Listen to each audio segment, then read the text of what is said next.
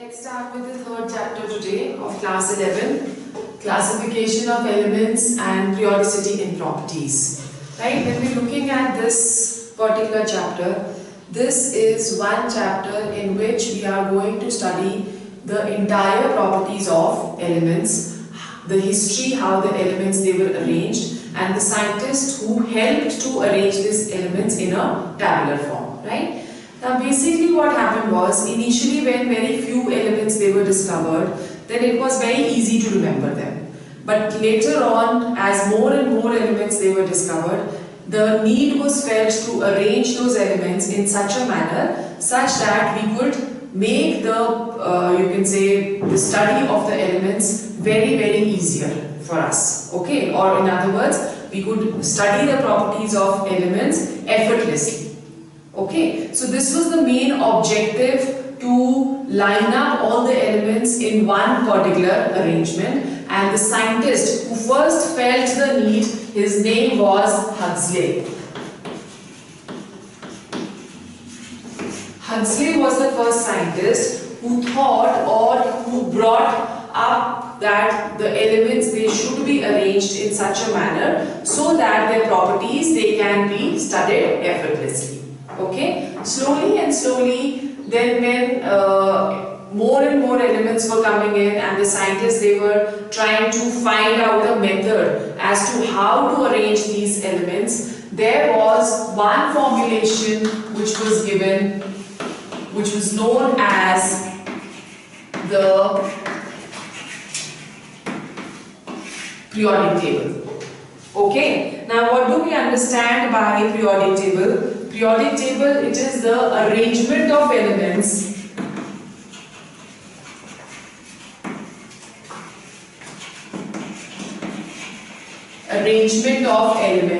such that similar elements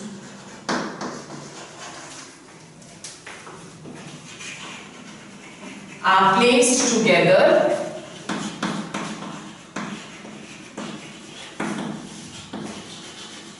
and dissimilar elements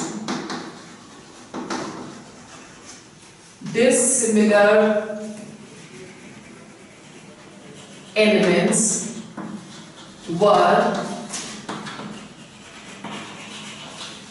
separated. This was the main objective, and this was the definition of periodic table.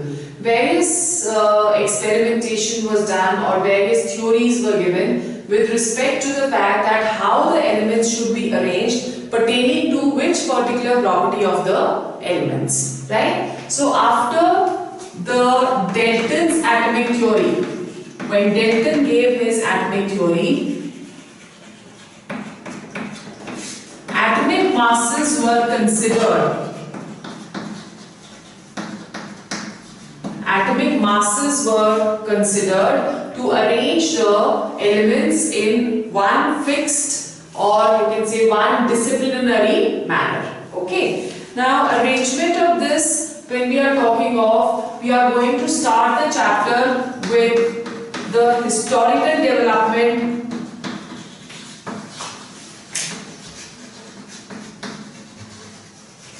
of the periodic table.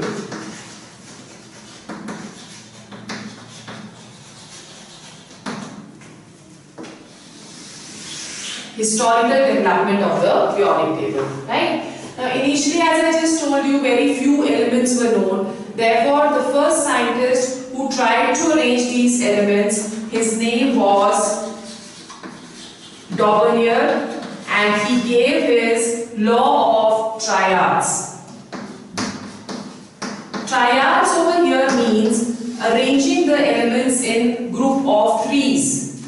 Okay, so in group of threes, Daubeney arranged the elements in such a manner that the first element, the atomic mass of the center element was the arithmetic mean of the first element and the third element. Okay, so according to Daubeney's triad, the groups was arranged in such a manner that the atomic mass of the center element was the arithmetic mean of the first and the third element, also the properties of these three elements, they were almost same, right? So particularly when we are talking of chemical properties, when we are talking of valencies, we will see over here that the valencies and the chemical properties of all the three elements in one triad of Daubigner, it is going to be same, right? As for example, the first triad given was lithium, sodium and potassium. We know that the atomic mass of lithium is 7, the atomic mass of potassium is 39. So when we take the arithmetic mean of both of these, 39 plus 7, that is 46, and 46 divided by 2, that is going to be 23. The atomic mass of sodium was calculated to be 23, which was absolutely accurate. Okay. Then the second one was chlorine, bromine and iodine. The atomic mass of chlorine was 35.5 and that of iodine was 127. The actual mass of bromine given was 80, but according to the law, the arithmetic mean of 127 plus 35.5 divided by 2, this came to 81.25, which was very close to 80. Okay, then the third triad which was suggested was that of calcium, strontium and barium. The atomic mass of calcium, that is 40, and the atomic mass of barium is 137, right? The exact mass of strontium, that was 88. But when the arithmetic mean was calculated, that is 137 plus 40 divided by 2, this came to 88.5. So that was also quite close, right? In a similar manner, there was another triad which was given, that was for sulfur, selenium and tellurium. Sulfur, selenium and tellurium, whereas the atomic mass of sulfur, that is 32 and that of tellurium is 127. Okay. So when the actual mass of selenium seen was 79, but the calculated, that was coming to 79.5, which was again very close. Okay, but there were other elements, like for example, when we are talking of iron, cobalt and nickel. Iron, cobalt and nickel was another triad, but Daubigner failed to explain, according to his law, the similarities in all of these because of almost same atomic masses, right? Ferrous, cobalt and nickel, they have almost same atomic masses. Therefore, Daubigner failed to explain the properties or the similarities between these three elements. Okay, so Daubigner's this law was only confined to very few triads, but practically it seemed to fail very soon. Okay, when more elements were given, many elements, they were unable to follow this law. So the next, you can say, the table that was given by Newlands. The second table was proposed by Newlands and his law was known as Newlands Law of Octaves. Newlands Law of Octaves. Now, according to this law, Newlands suggested that the first and the eighth element, he arranged the elements in you can say vertical or horizontal, horizontal rows, in which he said that the first and the eighth element, it bears similarities just as the scales of music.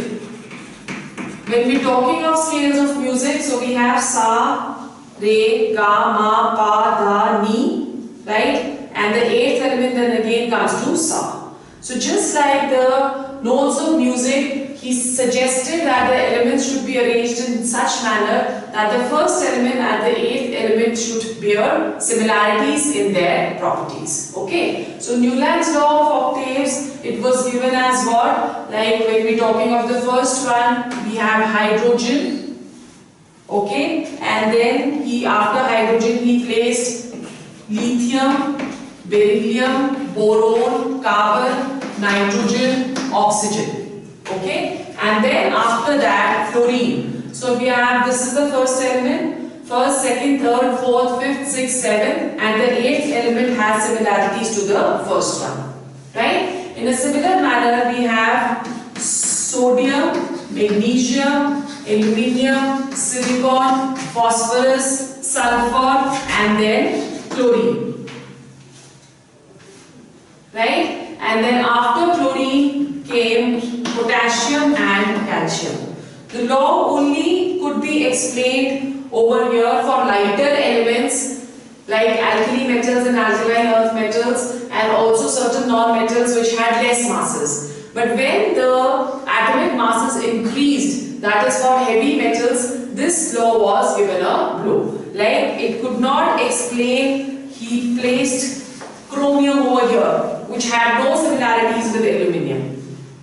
Right? In a similar manner, titanium was placed here, manganese was placed here, and iron was placed here. Now these were the anomalous behaviors because chromium has no similarities with boron and aluminium, titanium has no similarities with carbon and silicon, manganese has no similarities with nitrogen and phosphorus, and similarly iron has no similarities with oxygen and sulfur. Okay? So because of this, Newlands Law of Octaves worked quite well for lighter elements, but when we went to higher elements, this law was overruled very soon. Right? Then the main idea or the main work regarding the periodic table was first of all given by Lothar-Meyer. Basically, Lothar-Meyer and another scientist, Lothar-Meyer was a German scientist, okay, and there was another scientist, Mendeleev, who was a Russian scientist. They were independently working on the periodic table in different parts of the world. Okay, now when we're talking of Lothar-Meyer's arrangement, the distinction between the two is that Lothar-Meyer, he was working more on the physical trends of the periodic table or physical properties of the elements, whereas Mendeleev, he was working more on the chemical properties. Right? Although for both the main objective was to arrange the elements in order of increasing atomic masses. Another distinction was that Lothar-Meyer proposed his table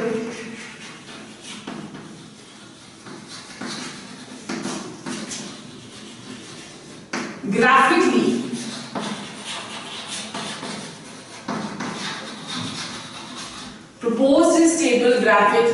Depending upon the physical properties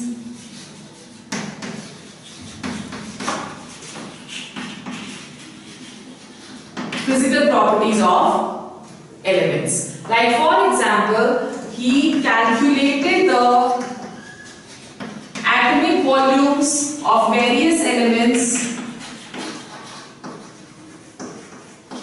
by the formula atomic mass upon density.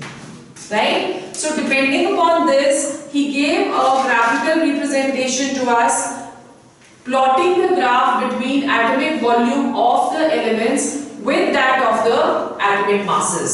So let's have a look at his graph. He plotted a graph between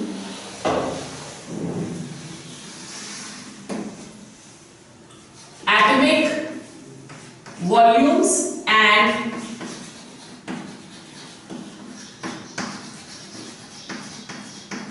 atomic masses. The graph was having a maxima, a minima, right, and also certain plateau regions in the center. So let's see his graph looks something like this. So this is the maxima, then a minima came, and then again another maxima, right? And for this there is minima over here is a plateau, and then another maxima, and then again a plateau,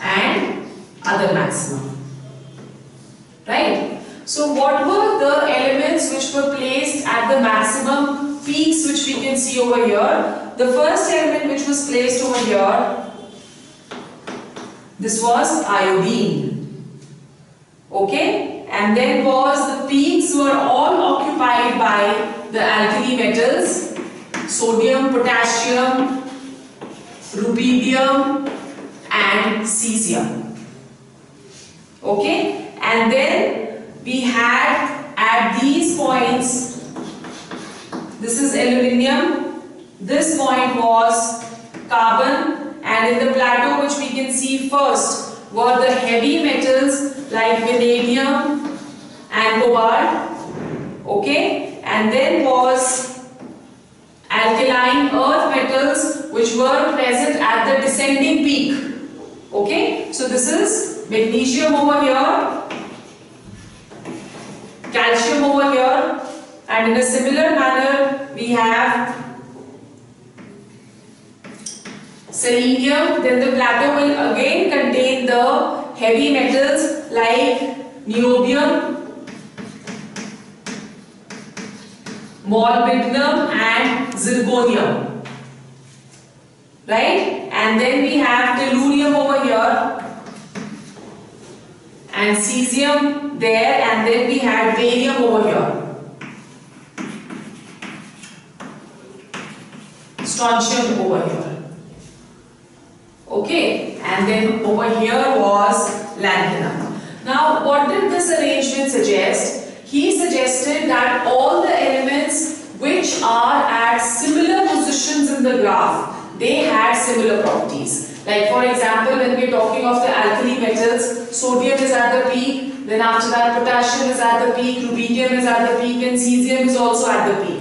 So all these sodium, potassium, rubidium and cesium, they had similar properties, right? In a similar manner, you can see over here that magnesium is over here at the descending peak, right? Similarly, calcium is at the descending peak, strontium is at the descending peak, and barium is also at the descending peak. So all these, they will also have similar properties. Clear? And the heavy metals, they are placed at the minima where plateau is present. So vanadium, cobalt, niobium, zirconium, molybdenum, all these, they are heavy metals. So this graph gave us a good idea about the physical properties, but it could not give us any idea how the chemical properties of the similar elements, they were associated with each other. Okay? So this Permias arrangement, it was, you can say, it failed on the observations that physical properties of elements, they are a periodic function of atomic masses. This is what he stated, that the physical properties are a periodic function of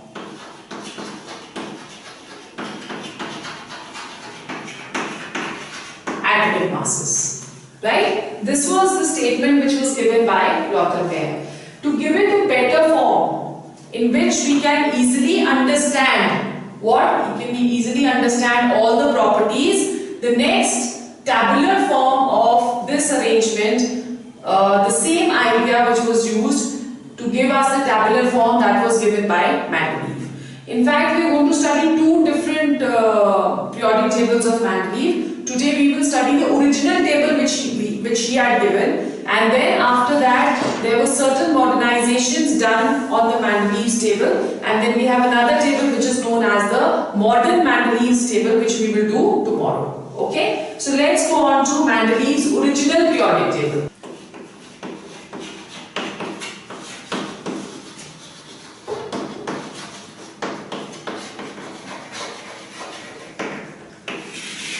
Mendeleev's periodic table. As I just told you that Mendeleev also used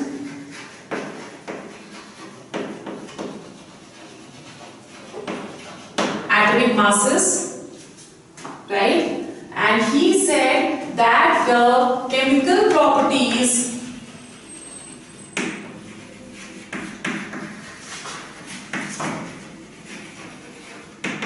are a function of chemical properties of elements are a function of their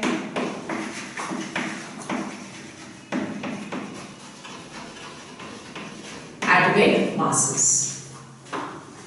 Right? So chemical properties are a function of their atomic masses. This was Mendeleev's periodic law. Okay? Now according to this law, the elements, they were arranged in order of increasing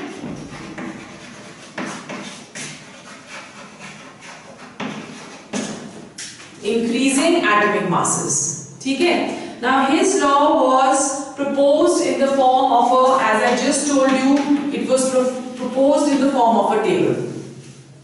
Okay? Now when the table was designed, there were certain points which were seen according to his table, which was known as the postulates of Mendeleev's periodic law. So you can write down these postulates. Number one, the elements if arranged according to their atomic weights, if arranged according to their atomic weights, exhibit periodicity in properties. What is periodicity in properties? Basically, periodicity is the recurrence of similar properties after similar interval of times. Okay, so that is what periodicity in properties is. Then number two, elements which are similar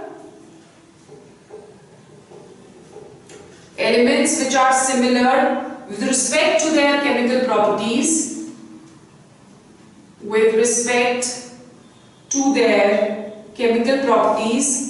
may either have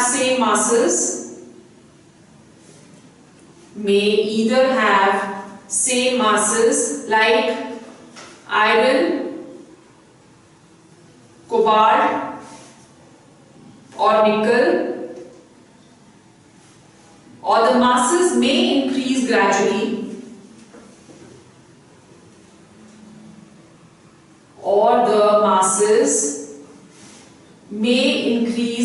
gradually, like in potassium, rubidium and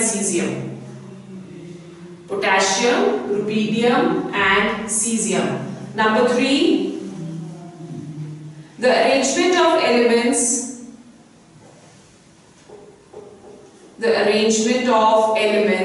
or groups of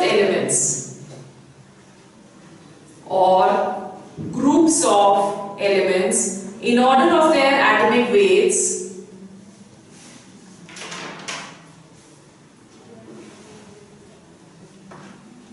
correspond to their valencies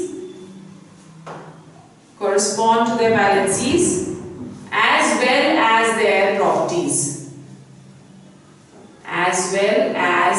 their properties. Number four, the magnitude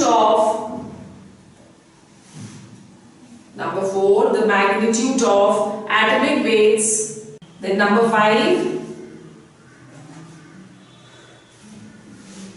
many yet unknown elements may be discovered. So during the Mendeleev's periodic table, there were many elements which were not discovered. So Mendeleev kept those places empty, suggesting that there were many elements which were yet to be discovered and could be placed in those particular spaces. Okay, and then number 6, certain characteristic property of elements. Certain characteristic properties of elements may be foretold from their atomic weights. Without doing any experimentation or without doing any, you can say, any, what else can you say, what else word can you use, without doing any effort, according to which he could explain the properties without doing any effort, he suggested that only by doing the atomic weights, the properties of the atom can be, or the element can be very well manipulated. Okay? Now there were, what he did was, he basically arranged all the elements in tabular form, in which they were elements of similar properties. They were placed in vertical groups. They were placed in vertical groups, right? So similar properties, they were present in vertical columns, and the horizontal rows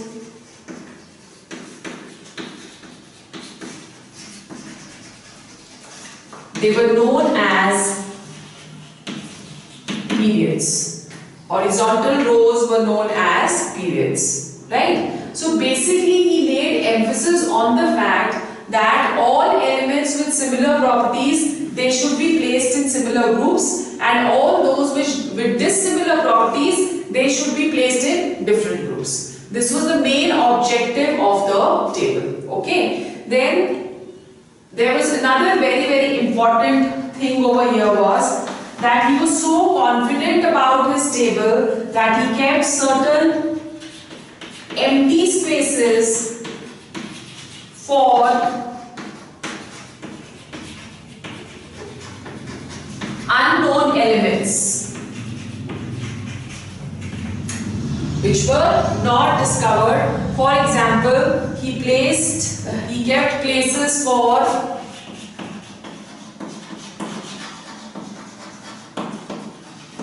Eka aluminium. Eka means after, right? And gave certain properties to this unknown element which was not yet discovered, and this element was gallium. Later on, it was seen that gallium fitted very well into the space which was kept by Mendeleev, and secondly, it had the same properties as predicted by Mendeleev. Okay, then another one was Eka silicon. Again, Eka means after. Eka silicon, which had the same properties as germanium.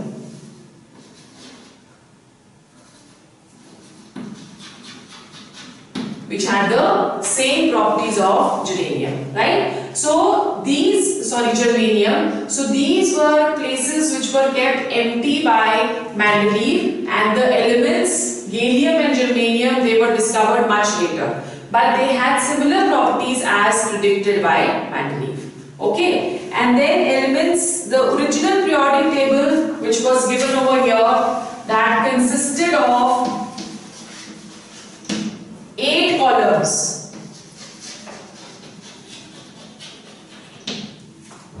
Right? They consisted of 8 columns or vertical groups, which were vertical columns which were known as groups. Right? Each group had elements consisting of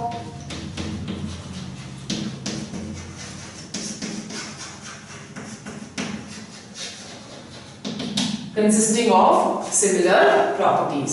But this table consisted of many, you can say, defects. For example, in this case, the position of isotopes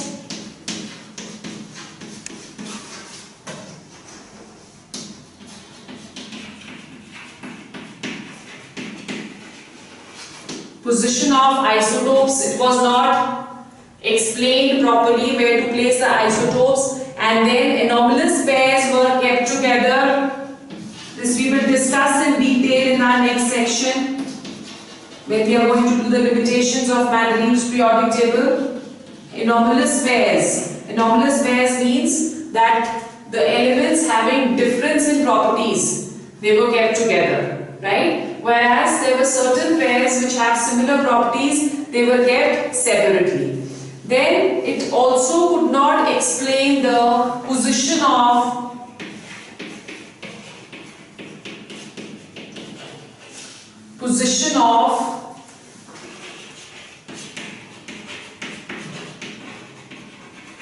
lanthanoids and actinoids.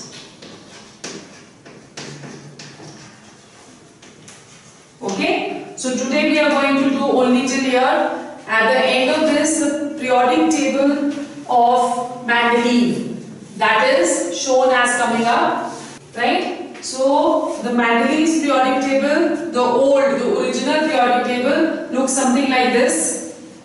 You can see at the figure over here, and also it is given in your notes. Okay, clear?